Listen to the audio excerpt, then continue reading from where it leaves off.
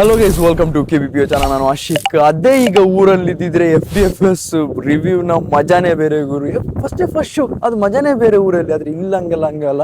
ಆದ್ರೂ ಕೂಡ ಹೇಳ್ತಾ ಇದ್ದೀನಿ, ನಾನೀಗ ಈ ವಿಡಿಯೋ ನೀವು ನೋಡೋ ಅಷ್ಟರಲ್ಲಿ ನಾನು ಆಲ್ರೆಡಿ ಈಗ ಮೂವಿಗೋಸ್ಕರ ಹೊರಟಿರ್ತೀನಿ ಅಂತಲೇ ಹೇಳ್ಬೋದು.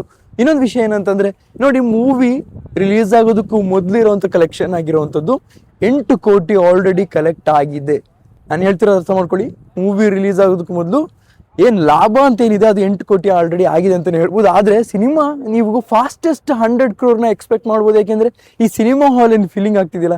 ಈ ಒಂದು ಎಕ್ಸ್ಪೆಕ್ಟೇಷನ್ ನಾನು ಹೇಳ್ತಿರುವಂಥದ್ದು, ನೀವು ಆದಷ್ಟು ಬೇಗ ಈ ಒಂದು ಸಿನಿಮಾನ ನೋಡಿ ಮುಗಿದ್ಮೇಲೆ ಹೇಳೋಕ್ಕಾಗುವಂಥದ್ದು ಈ ಒಂದು ದಿನದ ಕಲೆಕ್ಷನ್ ಎಷ್ಟಾಗಿದೆ ಅಂತ ಹೇಳ್ಬಿಟ್ಟು. ಆ ವಿಷಯ ಏನಂತಂದರೆ, ಫಾಸ್ಟೆಸ್ಟ್ 100 crore ಕಲೆಕ್ಷನ್ ಈ ಒಂದು ಸಿನಿಮಾ ಆಗುತ್ತೆ ಅನ್ನೋದು ನನಗೆ ತುಂಬಾ ಗ್ಯಾರಂಟಿ ಇದೆ ಅಂತಲೇ ಹೇಳ್ಬೋದು. ಯಾಕೆಂದರೆ ನೀವು ಜಸ್ಟ್ ಇಮ್ಯಾಜಿನ್ ಮಾಡಿ, 12ನೇ ತಾರೀಕು ರಿಲೀಸ್ ಆಗಬೇಕಿತ್ತು, ಒಂದು ದಿನ ಮುಂಚಿತವಾಗಿ ಮಾಡ್ತಿದ್ದಾರೆ. ಯಾಕೆಂತಂದರೆ ಎಲ್ಲರಿಗೂ ಈ ಶೋ ಸಿಗ್ಲಿ ಅಂತ ಹೇಳ್ಬಿಟ್ಟು. ಆದರೂ ಕೂಡ ತುಂಬ ಜನ ಕಮೆಂಟ್ ಸೆಕ್ಷನ್ ತಿಳಿಸಿದ್ದಾರೆ, ಇನ್ನು ಟಿಕೆಟ್ ಸಿಕ್ಕಿಲ್ಲ ನಮಗೆ ಅಂತ ಹೇಳ್ಬಿಟ್ಟು. ಅಷ್ಟು ಅರ್ಥ ಮಾಡ್ಕೊಳ್ಳಿ, ಇದು ಫಾಸ್ಟೆಸ್ಟ್ ಫೀಲಿಂಗ್ ಆಗಿರುವಂಥದ್ದು.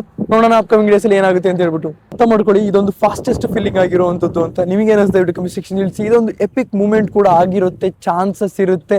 ಏನಾದರೂ ನೀವು ಈ ಸಿನಿಮಾನ ಆಲ್ರೆಡಿ ನೋಡಿದ್ರೆ ದಯವಿಟ್ಟು ಕಮೆಂಟ್ ಸೆಕ್ಷನ್ ತಿಳಿಸಿ, ನಿಮಗೆ ಹೇಗೆ ಈ ಒಂದು ಸಿನಿಮಾ ಅದ್ಭುತವಾಗಿ ಇದೆ ಅಂತ.